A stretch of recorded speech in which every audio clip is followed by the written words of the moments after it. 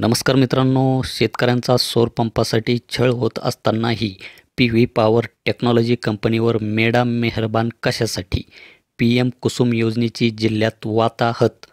सविस्तर अपडेट जाणून घेण्यासाठी मित्रांनो व्हिडिओ हा शेवटपर्यंत पहा. तर काय आहे या पेपरमधील अपडेट जाणून घेऊया आपण या व्हिडिओमध्ये. तर मित्रांनो, राज्याचे मुख्यमंत्री असलेल्या देवेंद्र फडणवीस यांची महत्त्वाकांक्षी योजना असलेल्या PM कुसुम योजनेची जिल्ह्यात पुरती वाताहत झाली आहे. शेतकऱ्यांना या योजनेपासून सौर पंप मंजुरीचे पत्र मिळाल्यानंतर 6 महिने ते 1 वर्ष उलटूनही यासाठी प्राधिकृत असलेली PV पॉवर टेक्नॉलॉजी ही कंपनी शेतकऱ्यांना पंप बसवून देत नसल्याचे चित्र आहे.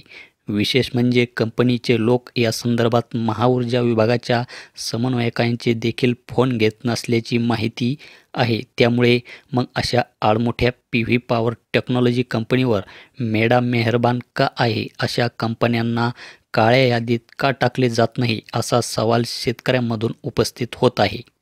बीड जिल्ह्यात PM कुसुम योजनेचा लाभ घेण्यासाठी मोठ्या प्रमाणावर शेतकरी पुढे येत आहेत. या योजनेच्या माध्यमातून सोलार पंपाची संख्या वाढली तर त्याचा विजेच्या तुटवड्यावर चांगला परिणाम होऊन विजेची मागणी घटणार आहे. त्यासाठीच राज्याचे मुख्यमंत्री असलेले देवेंद्र फडणवीस यांनी देखील या योजनेला प्राधान्य दिले आहे. बीड जिल्ह्यात मात्र मेडा महाराष्ट्र ऊर्जा विकास प्राधिकरण च्या माध्यमातून सोलार पंप बसविण्यासाठी नेमण्यात आलेल्या कंपनीकडून शेतकऱ्यांचे हाल होत आहेत.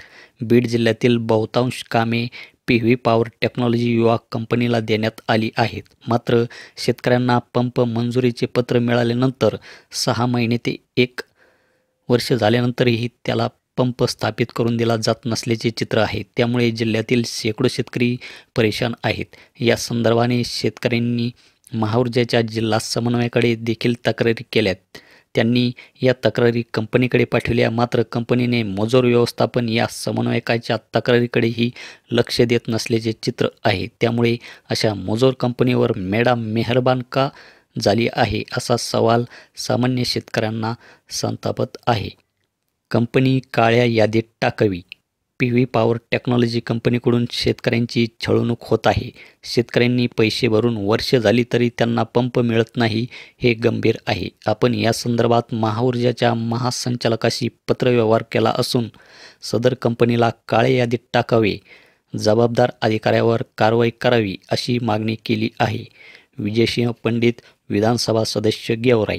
तर हे होतं एक कुसुमच्या बाबतीत पेपरमधील एक अपडेट. अशाच प्रकारच्या नवीन अपडेटसाठी आपल्या चॅनलला सबस्क्राईब करून ठेवा. धन्यवाद.